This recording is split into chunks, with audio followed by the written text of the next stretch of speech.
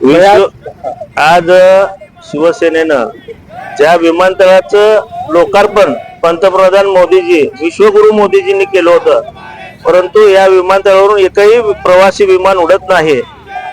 निवडणुकीच्या तोंडावर विमानाचं बुकिंग चालू झालं. 23 तारखेला गोव्याला विमान उडणार म्हणून जाहीर केले. काल 23 तारीख होती. 5 वाजेपर्यंत आम्ही वाट पाहिली, परंतु विमान उडालं नाही.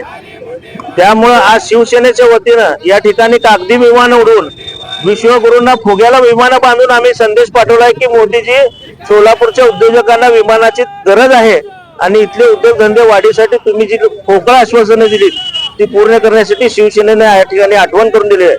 ज्याप्रमाणे मेघदूताला त्या कालिदासाच्या काव्यात मेघ दूत मरून आला होता, तसं आम्ही फुग्याला दूत बनवून या ठिकाणी विमान उडवलेले आहेत. आणि आम्हाला वाटतं की लबाडा घरचं जेवण जेवल्याशिवाय खरं नाही, असं भाजप सरकारचं वागणं आहे. त्यामुळे सोलापूरकर नक्कीच नाराज आहेत. मला वाटतं की यावरून तरी बोध घेऊन पंतप्रधान मोदीजी सोलापूरची विमानसेवा बहाल करतील. सोलापूर विमानतळ अनेक वर्षापासून विमानतळातून एक विमान उडत नाही.